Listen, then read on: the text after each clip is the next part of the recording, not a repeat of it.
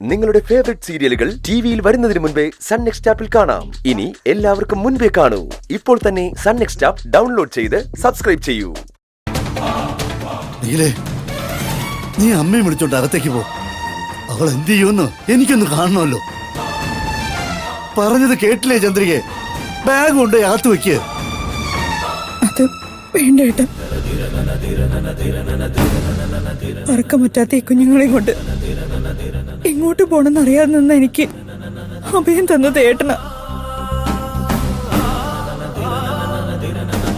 എനിക്കും മക്കൾക്കും ഒരു കുറവും വരാതെ ഞങ്ങളെ സംരക്ഷിച്ചു,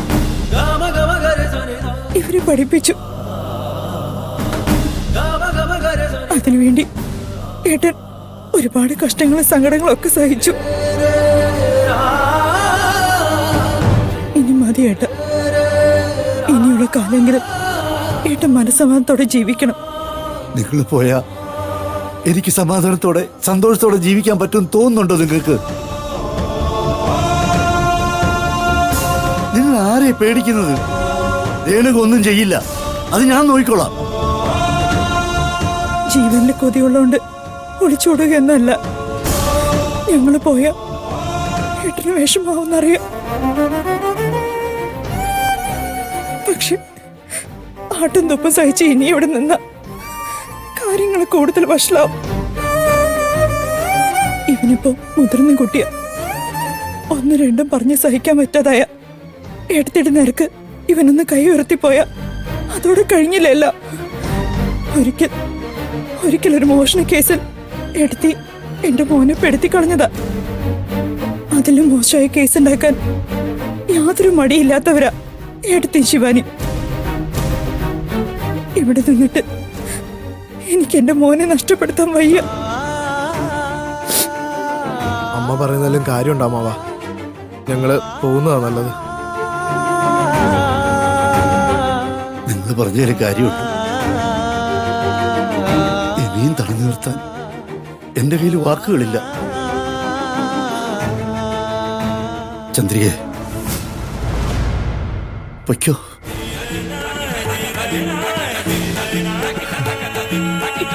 നിധിമോളെ, ഇവരെ എവിടേക്കെന്ന് വെച്ചാ കൊണ്ടുവയ്ക്കോ.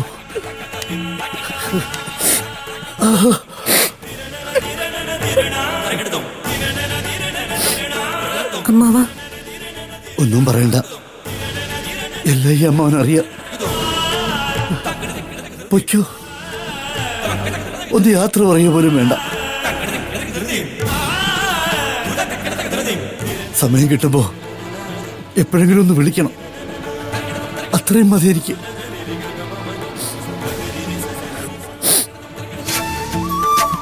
ഒന്നാമത് ശരീരം തളർന്ന ഒരുവരെ ഞാൻ മനക്കരുത്തുകൊണ്ട് മാത്രം എഴുന്നേറ്റ് നടക്കുന്നത്.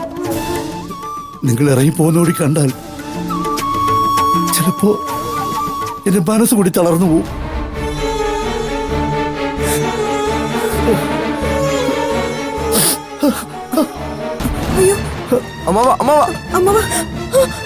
വേണ്ട, നിങ്ങൾ പോകുന്ന കാണാൻ എനിക്ക് വയ്യ.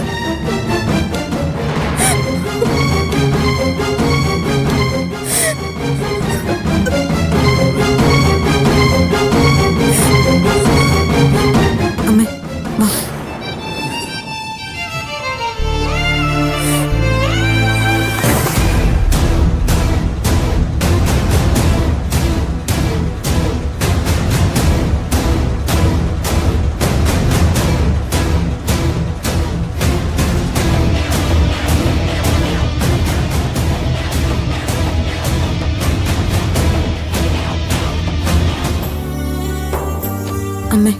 അമ്മ ഒന്ന് സമാധാനപ്പെടും. ഞാൻ ഒരാളെ ഒന്ന് വിളിക്കട്ടെ.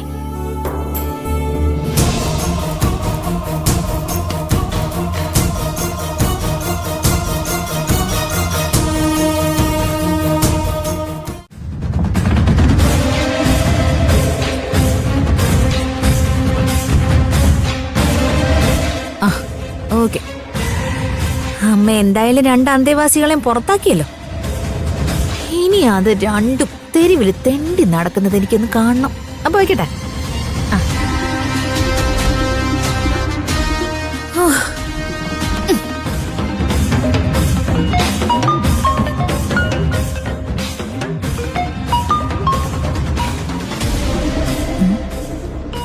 അടിപൊളിയാണല്ലോ.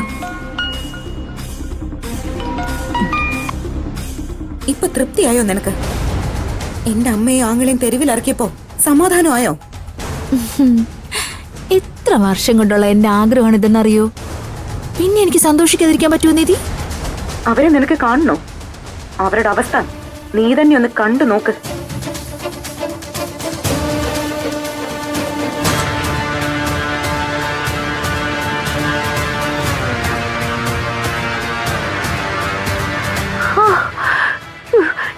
ഇത് കാണുമ്പോ എനിക്ക് വല്ലാത്തൊരു കുളിര്. ഈ പാവങ്ങളെ രണ്ടിനെ ഇറക്കി വിട്ടപ്പോ നീ നിന്റെ അമ്മയും എന്തു നേടി? ദ്രോഹമാ നീ ചെയ്തതറിയോ? നിധി, നീ അവരുടെ പേരിൽ ഒരുപാട് അങ്ങ് സെന്റിമെന്റൽ ആവല്ലേ. ഒട്ടും വൈകാതെ നിനക്കും ഈ അവസ്ഥ വരും. പറഞ്ഞത് മനസ്സിലായില്ലേ? അവരെ അവിടെ നിന്ന് ഇറക്കി വിട്ടതുപോലെ നിന്നെയും ഞാൻ ഈ ഈശ്വരമംഗലത്ത് നിന്ന് ഇറക്കി വിടും. അല്ല, ഇവർ രണ്ടുപേരും എങ്ങോട്ടാ പോകാൻ പോന്നെ? ഇപ്പൊ നമ്മുടെ നാട്ടില് സത്രങ്ങളൊന്നുമില്ല. ഏതെങ്കിലും അമ്പലത്തിൻ്റെ പോയി കിടക്കാം, അല്ലാതെ വേറെ വഴിയില്ലല്ലോ. സത്യം നീ പറഞ്ഞത്. വേറെ വഴിയില്ല അവർക്ക്. പക്ഷെ എനിക്കവരെ എങ്ങനെ കൈവിടാൻ പറ്റും? ഉള്ളത് പറയാലോ Shivani. Thanks. Thank you very much. ഇത്രയും കാലം എന്റെ അമ്മയും സഹോദരനും എന്റെ കൂടെ ഇല്ലല്ലോ എന്നുള്ള വിഷമമായിരുന്നു എനിക്ക്. നീയായിട്ട് ആ വിഷമം അങ്ങ് മാറ്റി തന്നു. മനസ്സിലായില്ല അല്ലേ? ഇനി ഇവര് രണ്ടുപേരും എന്റെ കൂടെയാ താമസിക്കാൻ പോകുന്നത്. അതായത് അവരെ ഞാൻ ഈശ്വരമംഗലത്തേക്ക് കൂട്ടിക്കൊണ്ടുവരാൻ പോവുകയാണെന്ന്. ഈശ്വരമംഗലത്തേക്കോ? ഇവിടെ ഒന്നും പറ്റില്ല. പറ്റില്ല എന്ന് നീയാണോ പറയുന്നത്? വേണ്ടപ്പെട്ടവരുടെ എല്ലാ അനുവാദം ഞാൻ വാങ്ങിച്ചു കഴിഞ്ഞു.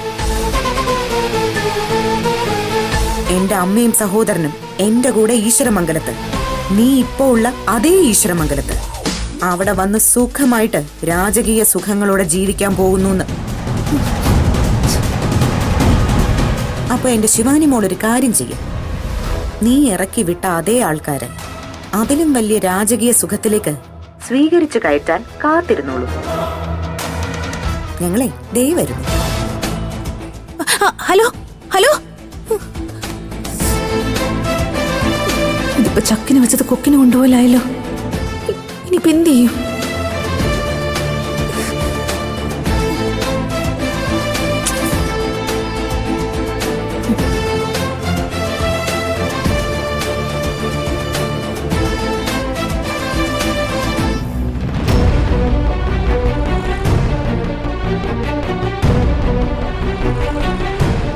സ്റ്റാൻഡിൽ ഒറ്റ ഓട്ടോ പോലും ഇല്ലല്ലോ. നമ്മൾ എങ്ങോട്ടാ ചേച്ചി പോകാൻ പോകുന്നേ? നീ ഒന്ന് സമാധാനായിട്ടിരിക്കും. നമുക്ക് എന്തെങ്കിലും ഒരു വഴി കണ്ടുപിടിക്കാം.